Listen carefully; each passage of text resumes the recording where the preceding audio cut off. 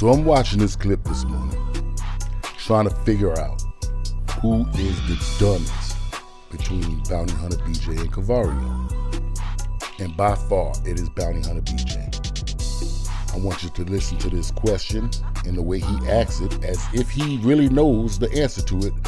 And I will give Cavario his credit for trying to answer it, but he left too much to be said. We're going to get to that right after this clip. And then, what is your opinion, coming from the East Coast, born and breeding from there, what is your opinion about the adaptation of the West Coast gang mentality flourishing in the East? Because I like I always said, when I speak, I talk about a lot of cats catch complexes about it, man, you know, from the coast, because they're new breed and they weren't there, so they don't know the history. But the old heads know, man, OGs know. It was a time, East Coast is just like Chicago to me.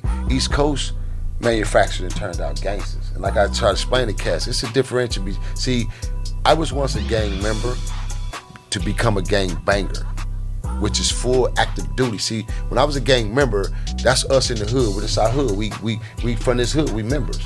But to become that gang banger, we had to actually go put the work in. You got to get down with the get down. You got to be with the bullshit. So I became a gang banger. That's why I got initiated. Now, it came a time where my big homie snatched me, recruited me, put me on a hustling tip. So now from hustling takes you into that gangster phase, because gangsterism is an organization. It's totally different from being a Blood and a Crip. Although we have structure and we organize. This man, I love this. You understand what I'm saying? But yes. New York, Chicago, New Orleans, cities like that in the 30s, the 40s, and the Great Depression, and we was coming up with, you know, the alcohol days, you know, the extortion. New York produced gangsters, bro. That's right. So a lot of New York cats try to argue me, we gang, baby. No, you niggas had gangsters in New York. I'm giving you your props. Chicago shot gangsters, not gang bangers or gang members, gangsters. The West Coast, we were the birth. And no matter how you try to look at it, no coast, you can't take that. We planted those seeds in that aspect of when it came to the gang member / gang banging. We introduced that to the world. New York, the kings, the streets of New York introduced us to gangsterism and gangs. Because when all these cats descended to New York back then, these was different fucking nationalities. So it showed us the formulation of gangs. But they weren't gang bangers, it was just gangs. They were put in a situation of survival. So I wanna know, what's your opinion when it comes to the Blood and Crip theory in New York? You've been a real New York native, straight from Harlem. What's your opinion, man? I do have an opinion on that, bro. Believe that. I've probably been waiting for this opportunity. Tell TV Land this, boy. So, okay, I want to put some things into perspective so a person have a better understanding of why I would have the thoughts I'm about to share. All right, I was born in the latter half of the 60s, okay, in Harlem. So there was a first generation right before me. My mother was second generation in Harlem, right? My grandma moved there from the South, from Charlotte. You know, her mother before her came from South Carolina, right? So you know, when I was coming up, all the actual gangsters, this is to a point you made earlier, all the actual gangsters came from the South. The ones in Chicago, the ones in California, the ones in New York, they all came from the South. They came from the Carolinas, Virginia, and all.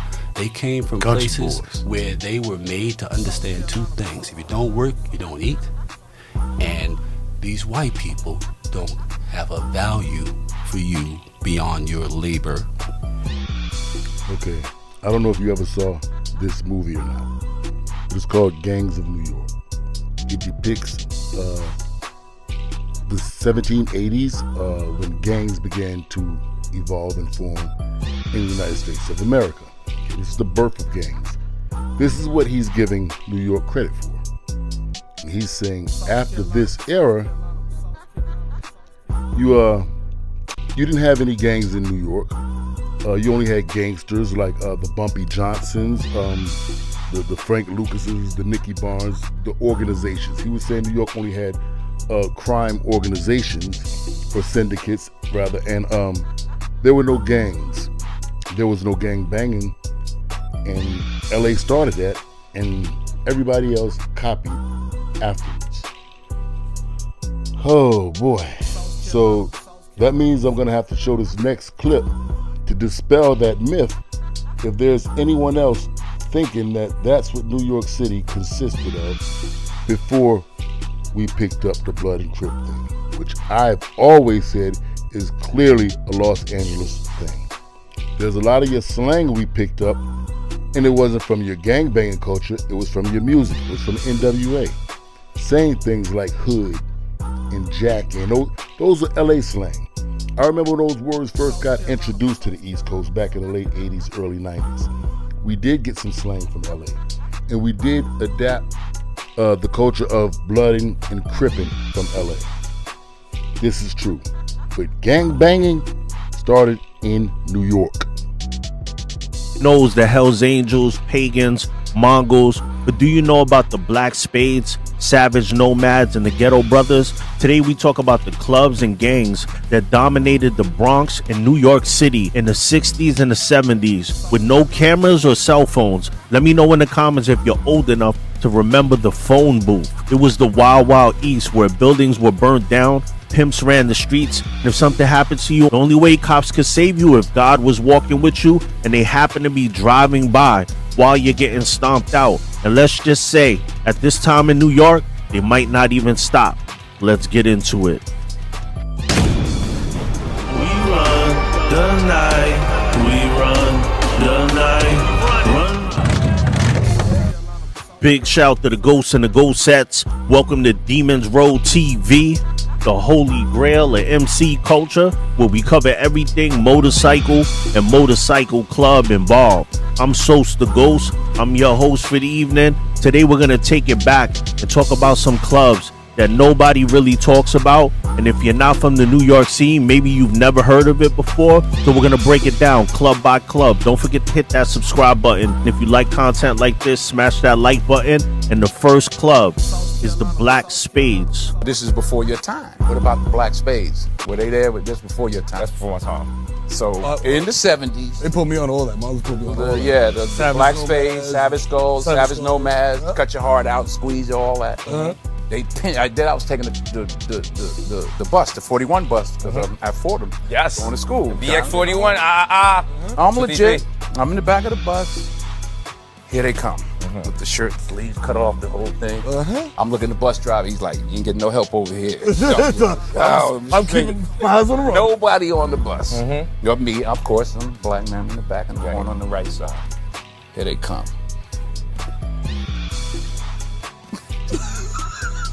Nice shoes you got, B. Oh, here we go. Here we go.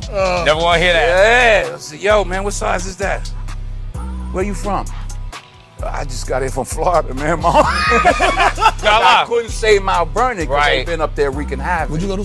Fordham University. The Black Spades was a mostly black street gang started in the Bronx in 1968.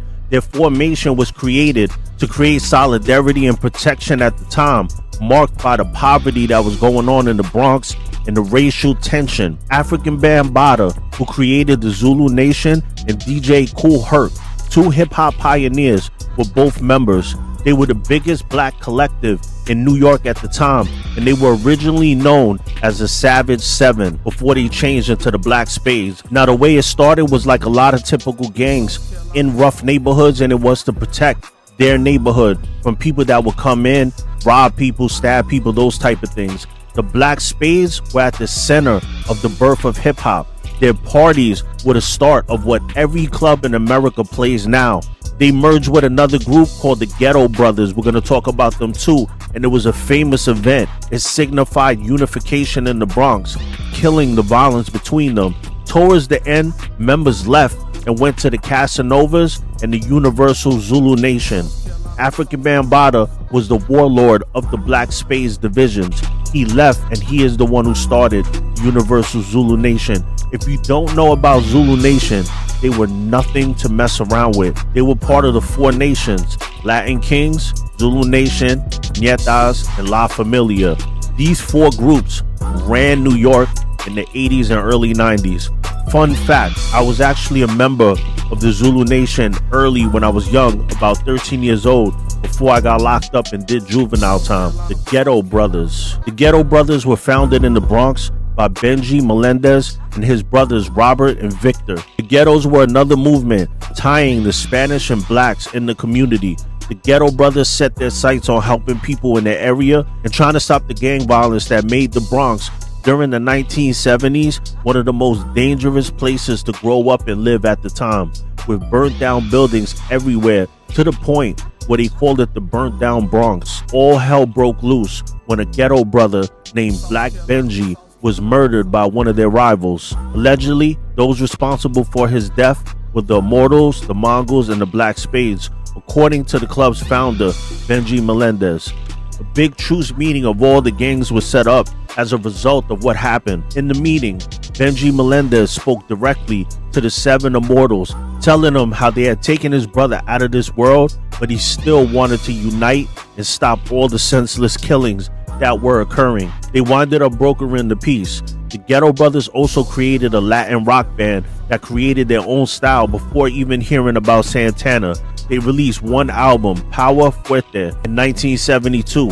In the late 80s, the Ghetto Brothers and the Savage Nomads formed a nation in Connecticut called Los Solitos. Homicide Inc. Homicide Inc. was founded in the late 60s in Coney Island, Brooklyn, New York by Ruben Santos, aka Big Man. He was the supreme leader of Homicide Inc. and their support clubs, the Crazy Homicides, Homicide Laws, Young Homicides, and Homicide Outlaws. So these were like their support clubs. The club was predominantly Puerto Rican with black members too. They would have 200 members all over Coney Island on a given summer day. The Homicides connected with the Flying Dragons in 1974 and took banging to a whole new level that many had never seen before. If you know about Coney Island and the famous Nathan's, it's a huge amusement park in Brooklyn, New York, but a very dangerous neighborhood. A lot of people that are not from New York do not know that. They would have members working on every ride. So if you were down with the crew, you was getting on every ride for free with your girlfriend. Must have been a nice proposition. From selling narcotics to pimps in Coney Island, they were into it all. They had Coney Island on lock. So if you wanted to make money out there, they wanted in. The Savage Nomads. The Savage Nomads started as a gang and transitioned into a 1% outlaw motorcycle club. The Savage Nomads were founded in 1970 by a native of the island of St. Thomas named Benjamin Melendez, Black Benji. In the beginning, they were called Nomads on Wheels, and their turf was the Bronx, New York. They were regarded as one of the most infamous Bronx, New York street gangs at the time. They were known worldwide. The Nomads were always a mixed club. They didn't have the racial barriers. That's a common theme on the East Coast. Puerto Ricans and blacks moved together on this side. As they expanded, they spread all over the 5 boroughs and even in Connecticut. In 1973, after Black Benji got locked up, fellow Vice President Crazy Joe took over as president until his death in the early 80s. The Nomads are also featured in the following documentaries: 80 Blocks from Tiffany, 1979, and Flying Cut Sleeves, 1993. The Savage Nomads remain active to this day and continue to fly their colors proudly in the Bronx, New York. The Satan Sinners Nomads. The Satan Sinners Nomads were founded in Tompkins Square Park in 1988. Hi, excuse me, miss, hello. What if I told you I could get you some money right now? I wouldn't believe you. Right after the infamous Tompkins Square Park police riot, they formed a club to establish a brotherhood of ex-members of older clubs that existed. Their first clubhouse was located in Alphabet City on the Lower East Side on 4th Street. The founder of the club was Cochise, Manny, and ex-Kato's Nunchuckers was Supreme Vice President. A great majority of their members came from Midtown 42nd Street in the South Bronx. The club disbanded in 1993 when Cochise tried to kill 2 members of his club by throwing them in the East River. They survived and he went to prison for 18 years. While in prison, he disbanded the club and changed his life around. Today, he's an author and an artist. The 7 Immortals. The 7 Immortals were a well-respected, vicious, NY street gang at the time. They were responsible for the first ever gang meeting truce in the Bronx. Now, when I mean responsible, it seems that the Immortals, the Black Spades, the Mongols, and the Ghetto Brothers got into a violent rumble that ended up in the death of Black Benji, who was the peacekeeper of the Ghetto Brothers. I'm talking to Bounty Hunter BJ, old Lou Gossett Jr. looking motherfucker. You hear me, you Lou Gossett Jr. looking motherfucker, Bounty Hunter BJ, sitting over there looking like the goddamn black nigga from Spencer for Hire. No way possible. You little funny looking motherfucker, Bounty, you bald peen hammerhead motherfucker. Be a New York nigga who became a blood at a certain point in time in his life. Could deny the influence that Los Angeles, California has had on the gang culture. Can't deny it.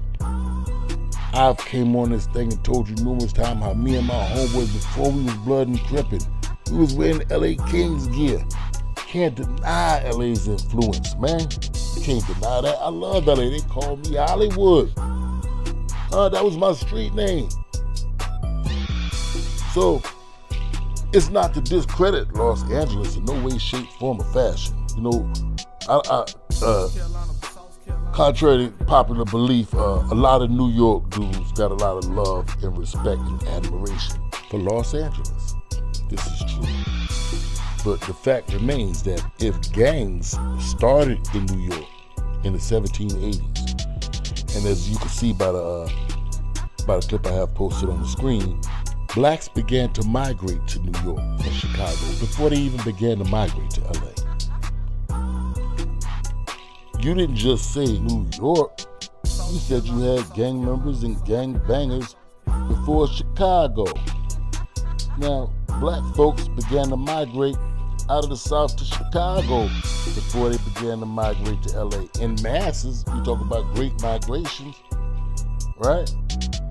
They began to migrate to Chicago before LA.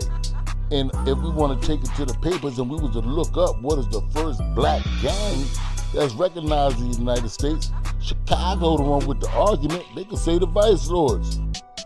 They was on paper documented as 1958. Black folks began to migrate from out the South to New York a good 30 years before they began to mass migrate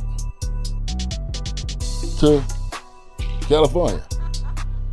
And black folks who migrated to New York, they mass migrated to the place where gangs originated.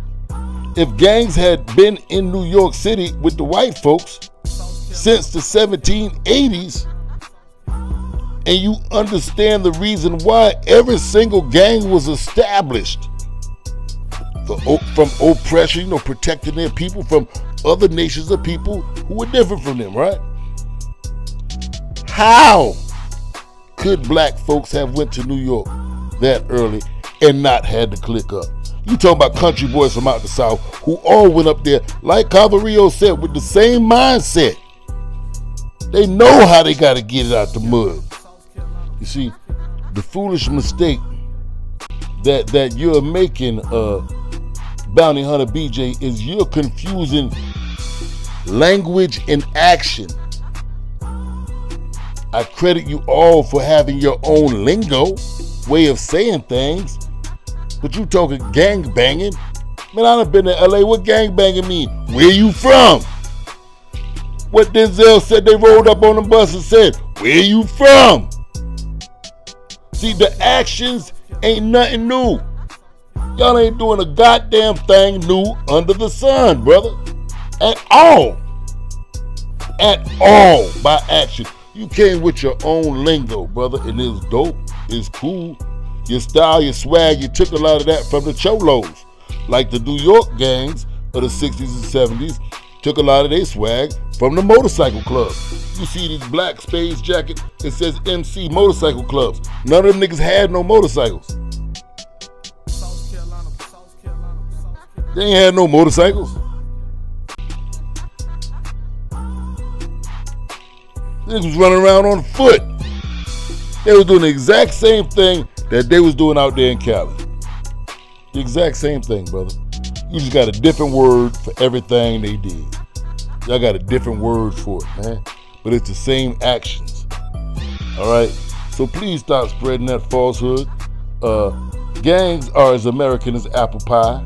You know, they've been here since the existence of this country, corporation, company, country, all the same thing if we're talking about America, right? Okay, now, from its inception, gangs have been a part of it. That is human nature. It's just human nature to function in that capacity whenever you are in a situation where there are so many different kinds of people around you.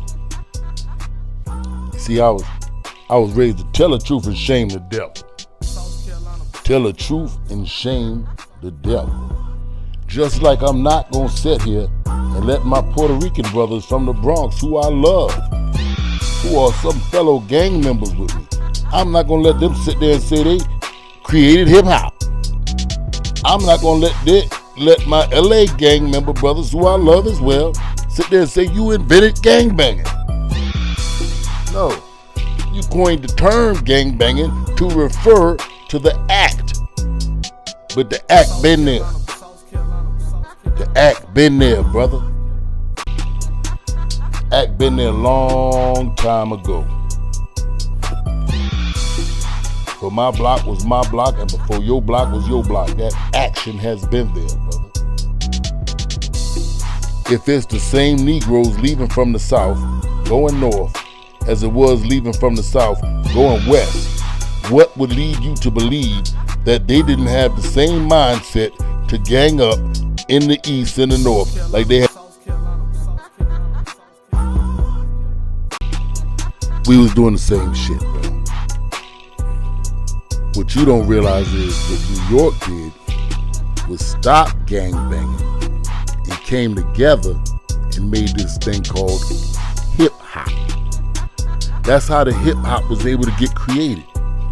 They stopped the gangbanging and worked together on something. Brother, y'all didn't start gangbanging before us. We just stopped before y'all. And we created a lane for y'all brothers out there to make millions and millions of dollars. That's what we did. We created the gangbanging first and set the bad example for y'all by us following after the white gangs over here. And then we gave you something else better. Something you can make millions and millions of dollars doing. Don't you love Kendrick Lamar? You love Kendrick Lamar, don't you? Well, that's what happened when we stopped gangbanging, when we honored our gang truce. Now, if LA would have honored its gang truce in 91, 92 after all that Rodney King shit, ain't no telling what the hell y'all would have created. That's what happened in that aspect, brother. Now, we went back to gangbanging due to racial oppression in the penal system. And when we went back to gangbanging, we made what I feel personally is the mistake of copycatting y'all style. Now back to you little nipplehead motherfucker. What do? You wake up every morning and paint that dumbass black goatee on your face, man. You look like a goddamn fool. Everybody know ain't no 65-year-old nigga running around with no black goatee. And look at your nose, man. What's up with your... You could tell you sniffed a whole lot of cocaine back in your days. That cocaine sniffing, the way you held one nostril to the side while you sniffed out the other, it formed the shape of your nose. It is unusually, abnormally elongated, sloped towards the front.